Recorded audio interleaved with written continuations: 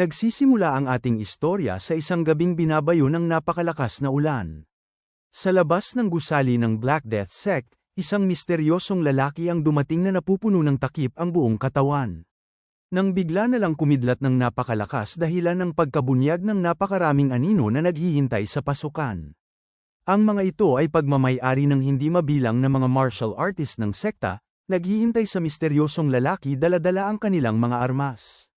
Napapakagat ng ngipin sa matinding pagkainis, mariing inihayag ng isang martial artist ang pagdating ng swordsman na walang pangalan at nag-utos siya sa kanyang mga kasamahan na patayin ang naturang lalaki. Sa sandaling yun, sabay-sabay na sumugod ang mga martial artist sa pamamagitan ng mataas na paglukso upang umatake sa iba't ibang direksyon. Ngunit hindi ito alintana ng misteryosong lalaki at tahimik lang na inihanda ang kanyang kamay para hawakan ang nakatagong espada. Sa isang iglap, mabilis niyang binunot ang sandata at pinakawalan ng isang napakalakas na paghiwa, isang ataking tumapos sa lahat ng mga martial artist na sumugod sa kanya kung saan dumanak ang napakaraming dugo sa paligid. Bagamat natuon ang atensyon nitong lalaki, ito ay dahil pansin niya ang pagdating pa ng mas maraming martial artist. Mula sa iba't ibang direksyon ay mabilis nila siyang napalibutan, at dahil wala na siyang may matatakbuhan, nagpatuloy sa pagsugod ang grupo upang siya ay tapusin. Pero bago noon ay umapak ang misteryosong lalaki gamit ng buo niyang lakas sa lupa, kasunod ay ang muli nitong pagpapakawala ng isang napakalakas na pag-atake gamit ng kanyang espada na siya ring humiwa sa lahat ng sumusugod sa harapan nito. Gayunpaman kahit na ganoon ay hindi natinag ang grupo at walang pag-aalinlangan na nagpatuloy sa pagdagsa patungo sa lalaki. Dali-dali naman nitong inikot ang kanyang espada, dahilan ng pagsugpo nito sa mga martial artist sa malapit. Batid na masyadong napakarami ng kalaban, nagpasya siyang tumakbo upang makagawa ng distansya. Subalit bago pa man siya makalayo ay biglang sumulpot ang isang kalaban sa kanyang likuran habang angat-angat ang sandata nitong si Bat. Sumigaw ang lalaki, sinasabing nahuli na nito ngayon ang bastardo. Subalit bago pa man matamaan ang misteryosong lalaki sa kanyang likuran ay biglang sumulpot ang kulay asul na bagay. Ang bagay na ito ay isang feature ng system, kung saan sa sandaling ito'y lumitaw ay ang pagpapalabas nito ng kulay asul na liwanag dahilan ng pagkahiwa ng ulo ng kalaban at ng kanyang sandata. Hindi maintindihan ang tagpo, sa natitira nitong huling hininga ay natanong na lamang ng lalaki kung papaano itong nangyari. At doon nagpatuloy ang misteryosong lalaki na siyang bida ng ating istorya. Matapos ng ilang minuto habang patuloy ang pagbuhos ng malakas na ulan, sa bumabahang sahig ay ang mga nagkalat na armas at mga bangkay kung saan ngayon pinapalibutan ang ating bida, nagpapahiwatig na natalo nitong lahat ng mag-isa ang mga kalaban. Samantala sa loob ng Black Death Sect ay naroon ang isang lalaking tahimik at mapayapang naghihintay. Isa itong matandang lalaki na mayroong kulay puting buhok, suot na kulay puting balabal na may disenyo ng mga ahas, at nakahanda ang espada nito sa tabi. Maya't-maya pa ay napangiti na lang bigla ang matanda. Habang siya ay nakatingin sa kawalan sa kanyang harapan, biglang sumulpot ang ating bida matapos ng isang napakalakas na pagkidlat. Saglit na natigilan ang ating bida at ang matandang lalaki ngunit matapos ng iilang saglit ay natanong ng matanda kung siya ba ang tinaguriang swordsman na walang pangalan. Hindi sumagot ang ating bida at nagpatuloy lang sa pagtitig sa harap ng matanda. Tanong pa nitong matanda na kung siya ay isang swordsman ng hustisya, bakit napakahigpit ng pagkakabalot nito? Mariing sinagot ng ating bida na ito'y dahil hindi siya ganoon. Natuon ang tingin ng matanda patungo sa kanya at isinaad na kung hindi siya isang swordsman ng hustisya, bakit nito hinahabol at pinapatay ang mga miyembro ng unorthodox sect? Nang bigla na lang nanlaki ang mga mata ng ating bida sa pagkainis at iginiit na siya ay hindi isang makatarungang swordsman. Dahil sa sagot nito ay ngumiti ang matanda, kasunod ay napahawak siya sa kanyang mukha at tumatawang sinabi na mukhang nilinlang nito ang lahat. Paliwanag ng ating bida na wala siyang nilinlang at naniwala lang ang mga ito sa gusto nilang paniwalaan. Iniisip ng matanda na ito'y napaka-interesadong lalaki, kinuha niya ang kanyang espada sa tabi. Unti-unti niya itong binunot palabas sa takip, at binanggit na kahit pa kailangan niyang tumawid sa ilog ng mga namayapa ngayong araw ay naniniwala siyang wala siyang pagsisisihan. Pagkatapos ay ang pag-angat nito ng espada habang napapalibutan ng kanyang kulay asul na enerhiya sabay sigaw sa ating bida na ito'y sumugod, at kahit ito man ay ang walang pangalang swordsman o hindi, naroon siya upang ito'y patayin gaya nilang lahat. Samantala naghanda din ang ating bida sa pagpapalabas nito ng kanyang pagtindig habang hawak ang armas at napapalibutan ng kulay pulang enerhiya. Maging ang matanda ay hinigpitan ang pagkakahawak sa kanyang sandata. Sa sandaling yun, bumagal ang oras kung saan makikita natin ang unti-unting pagkahulog ng isang patak ng ulan. Sa oras na ito'y pumatak sa sahig, walang pag-aalinlangang sumugod ang ating bida at ganoon din ang matanda, dahilan ng pagpapakawala nila ng sobrang bilis na mga sunod-sunod na pag-atake sa puntong hindi na sila makita. Matapos ng ilang minuto sa Black Death Sect, sa pagpapatuloy ng matinding ulan ay mapapansin natin ang mga paa na naglalakad sa matubig na sahig at ang nagdudugong espada. Pagmamay-ari ito ng ating bida na lumalabas ngayon sa sekta, nagpapahiwatig ng pagkakapanalo nito. Habang siya ay nagpapatuloy ay inangat nito ang takip ng kanyang armas. Nang bigla na lang kumidlat ng napakalakas, dahilan ng malinaw na paglitaw ng madilim na itsura nito habang ibinabalik ang kanyang sandata sa takip. Lumipat naman bigla ang eksena bago ng mga pangyayari habang makikita natin ang dahan-dahang pagkahulog ng isang talulot ng bulaklak. Maya't-maya pa ay bumagsak ito sa lupa na napupuno ng dugo. Naroon ito sa isang hagdan katabi ang isang bangkay. Nang bigla na lang may paang umakyat sa hagdan at walang pag-aalinlangan nitong inapakan. Ang naroon ay mga kalalakihang may mga simbolo sa kanilang likuran, at hindi lamang ito iilan dahil ito'y hindi mabilang na mga dumagsang martial artist mula sa iba't ibang sekta dala-dala ang kanilang mga bandila papasok sa loob ng isang gusali. Makalipas ng ilang sandali ay bumungad ang mga matatandang elder ng bawat sekta sa harapan, kung saan habang nasisilayan nila ang nagkalat na mga nahiwang bangkay sa paligid ay natanong nila kung ito ba ang Mount Hua sect na dati nilang kilala. Dahil sa nakakasindak na tagpo, napadasal ang monghe. Samantala ang isang elder ay pasigaw na nagsabi na ito'y kagagawa ng isang demonyo at natanong kung sino ang may kagagawa ng pagbaha ng dugo sa Mount Hua, pero pinigil siya ng katabi nitong elder dahil sa napapansin nilang papalapit. Sa kanilang harapan ay lumitaw ang isang aninong mabagal at unti-unting lumalapit sa kanila. Dito ay pansin natin ang baluktot nitong mga paa. Isa itong Plum Blossom Swordsman ng Mount Hua sect, hawak ang putol niyang espada habang naliligo sa sariling dugo. Sa paglabas nito ay nagulat ng todo ang mga elder, hindi makapaniwala na mayroon pang nabubuhay sa ganitong sitwasyon. Saad nitong lalaki na ang kanilang sekta ay napuksa ng isang tao lamang. Nang bigla na lang lumitaw ang isang nakakasilaw na kulay pulang liwanag sa likuran nito, dahilan ng paghahanda ng mga elder at mga martial artist dahil alam nila na narito ang kalaban. Sa sandaling tumama itong liwanag ay naglikha ito ng napakalakas na pagsabog at naging sanhi ng pagtilapon ng mga putol na bahagi ng katawan. Sa tindi ng puwersa ay napatakip ang mga elder at inihanda ang kanilang mga sandata. Makalipas ng ilang sandali matapos na humupa ng usok, bumungad sa kanilang harapan ang swordsman na biglang nahiwa ang katawan. Sa matinding galit, sumigaw ang elder na lumabas ang bastardo at ipakita nito ang sarili. Agad naman niya itong sinunod kaya may makikita tayong paglabas ng mga paa. Kasunod ay ang paghakbang niya patungo sa mga martial artist habang daladala ang isang putol na ulo. Matapos noon ay tinawag niya ang atensyon ng bawat sekta na naroon, ang Shaolin sect, ang Wudang sect, ang Qincheng sect, at ang sekta ng Namgong. Ito ay ang bida sa ating istorya na ngayon ay inaangat ang kanyang espada sa balikat at nagsasabi na sila'y nakalikom ng napakaraming tao.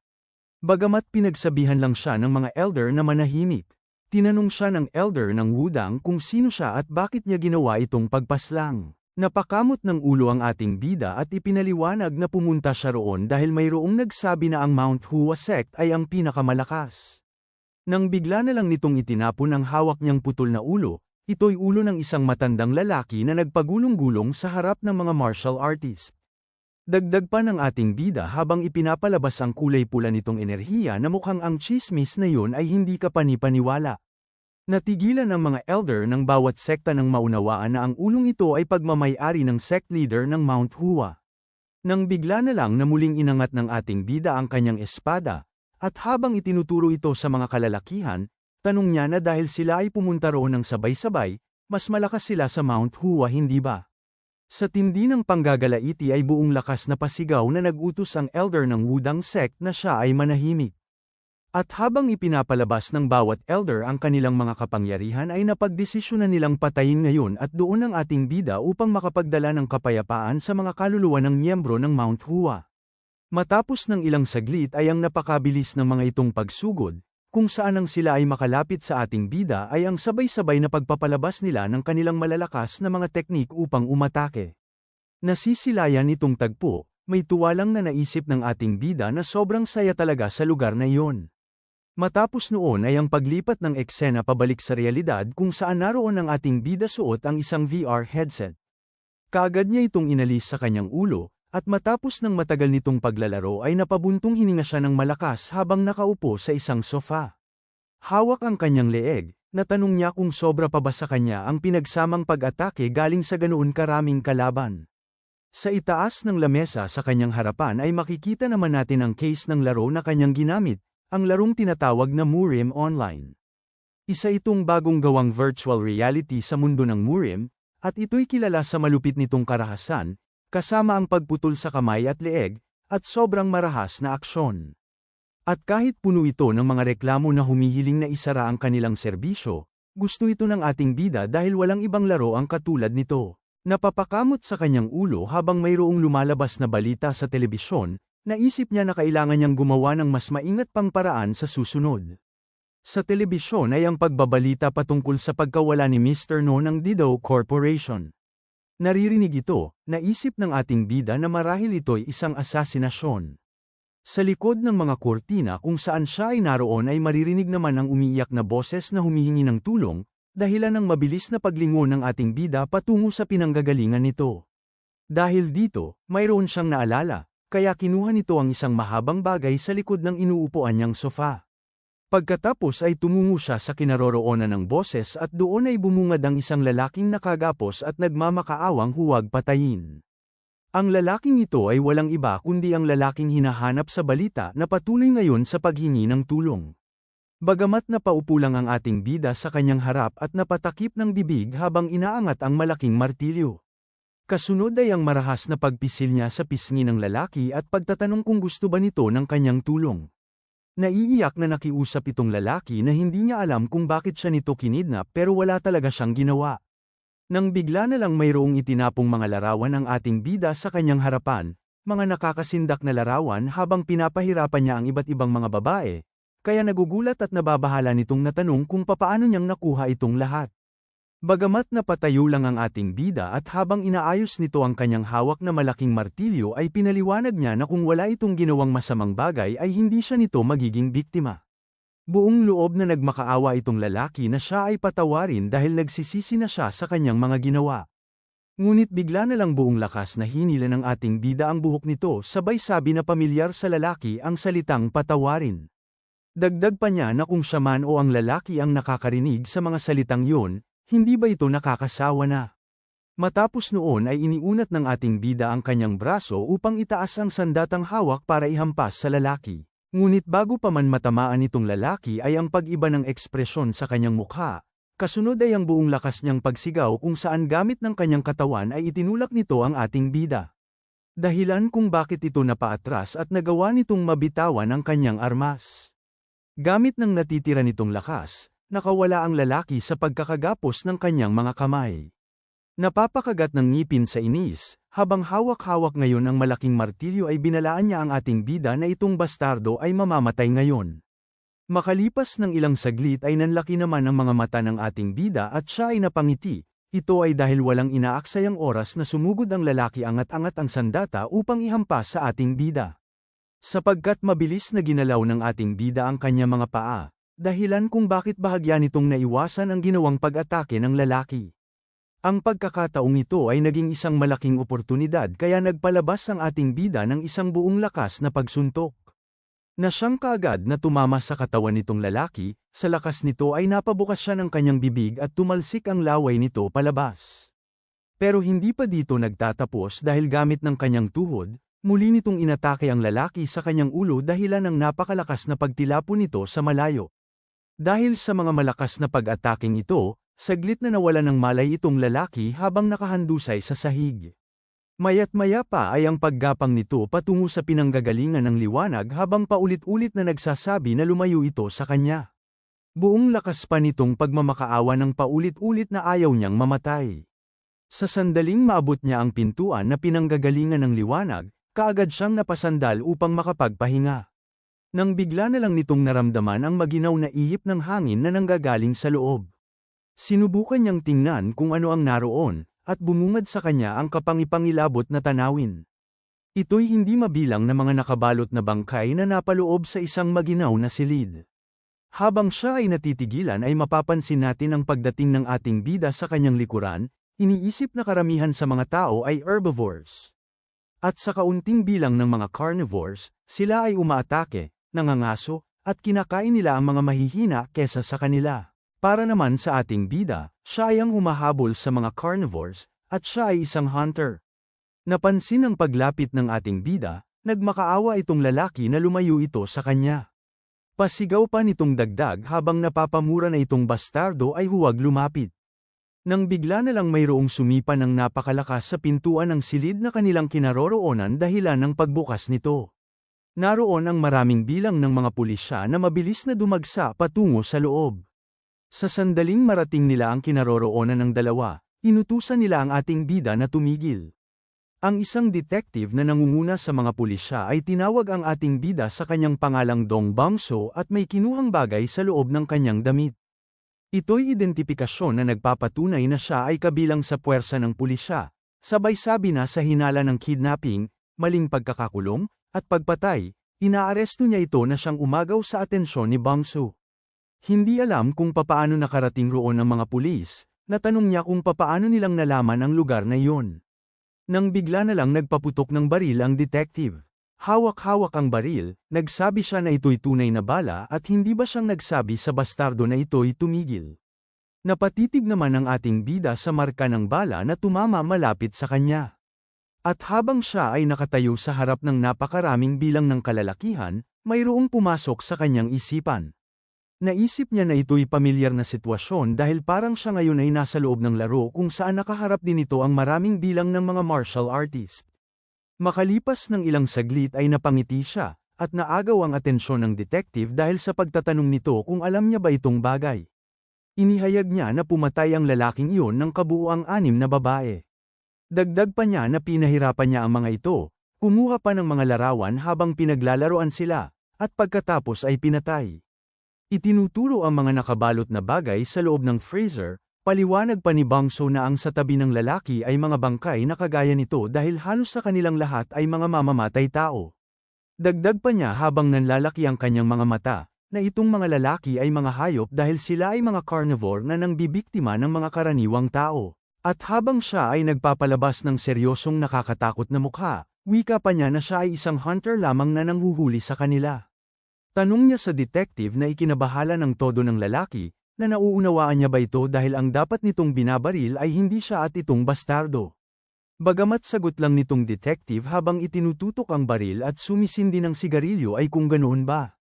Dagdag pa niya kung ano ba ang kanyang gagawin dahil ang nakikita niya lang ay isang baliw na mamamatay tao na nangingidnap at pumapatay ng mga tao. Natuon ang atensyon ng ating bida sa kanya. Kasunod ay ang pagtawa nito ng napakalakas sabay sabi na gaya ng kanyang inaasahan, walang may magagawa ang pakikipag-usap niya sa mga pulis. Mahigpit naman itong hinawakan ang malaking martilyo, na siyang ikinabahala ng todo ng detective kaya pasigaw itong nag-utos na huminto. Pero hindi ito batid ng ating bida at nagpatuloy lang sa paghampas ng kanyang armas, dahilan ng pagtama nito sa ulo ng lalaki ng napakalakas kaya ito'y sumabog kaya siya ay pinaputukan ng pulisya. Pagkatapos ng kanyang ginawa, humiling ang ating bida na kung siya ay magkakaroon ng panibagong pagkakataon sa buhay, umaasa siyang napupuno ito ng mga halimaw na maaari niyang patayin ayon sa ninanais ng kanyang puso. Habang papalapit ang bala sa kanya, naisip niya na ito'y isang lugar na gaya ng Murim. Makalipas ng ilang saglit ay pansin naman natin sa pader ang bakas ng bala at mga dugo, nagpapahiwatig na nagawang matamaan ang ating bida. Nang bigla na lang natin makikita ang paglipat ng mga alaala nito, kung saan makalipas ng ilang saglit ay ang paghinga nito ng malalim dahil sa pagbuhos sa kanya ng tubig. Dito ay nagising siya habang hinihingal ng todo at natanong sa sarili kung papaano pa siyang nabubuhay dahil nakakasigurado siya na siya ay nabaril. Isang matabang lalaki ang bumungad sa kanyang harapan na nagtataka kung bakit pa ito nabubuhay dahil nakakasigurado din siya na ang batang lalaki ay namatay. Ang mata ng ating bida ay nanlaki, nalilito pa rin sa pangyayari. Nagalit naman bigla itong matabang lalaki, kaya hinawakan nito sa damit ang ating bida. Pagkatapos ay inangat nito ang kanyang kamao sabay ng gagalaiting na tanong kung alam ba nito kung gaano kahirap na dalhin siya dito galing sa palengke. Habang patuloy na itinututok ang kamao, tanong pa nito kung kailangan ba talaga niya itong tuluyan. Nang bigla na lang nitong itinapon ng batang lalaki sa tabi at sinabing magkikita sila kinabukasan at tiyak na katapusan niya na pagdating ng araw na yun. Nag-aapoy sa galit ang mga mata, pansin ng isang malaking bato sa kanyang tabi ay kinuha ito ng ating bida. Pagkatapos ay sinubukan niyang sundan itong lalaki, pero bago pa man siya makalapit ay nakaramdam siya ng matinding pananakit sa buo niyang katawan kaya ito'y kanyang nabitawan. Sa tindi ng nararamdaman nitong sakit ay natumba siya sa lupa. Dito nakita niya ang kanyang kamay na kasing nipis ng mga buto, at doon napagtanto niya na mayroong bagay na kakaiba. Kaya dali-dali niyang binuksan ang kanyang suot na damit. Bumungad sa kanya ang isang katawan na butot balat at naunawaan niya na hindi niya pagmamayari itong katawan. Hinahawakan ng kanyang nangingitim na tagiliran, nagtaka siya kung ano itong mga sugat. Natuon naman bigla ang atensyon nito sa labas ng kanyang silid. Doon ay nanlaki ng todo ang kanyang mga mata sa kanyang nakikita. Ito ay dahil ang nasa kanyang harapan ngayon ay isang napakagandang tanawin na mayroong kakaibang mga gusali galing sa ibang mundo na pamilyar sa kanya. Habang patuloy na nakatitig ng napupuno ng pagkamangha sa kanyang kinaroroonan ay natanong niya kung ito ba ay ang mundo ng Murim. Saglit siyang natigilan, at matapos ng ilang sandali ay napahawak siya sa kanyang ulo at napaluhod. Hawak-hawak ang kanyang bibig ng dalawang kamay ay naiyak siya ng todo. Kasunod ay ang pagbitaw niya dito at pagpapalabas ng malaking ngiti dahil natupad ang kanyang kahilingan. Mayroon namang notifikasyon ang biglang tumunog para sa manlalaro na si Dong Bangsu.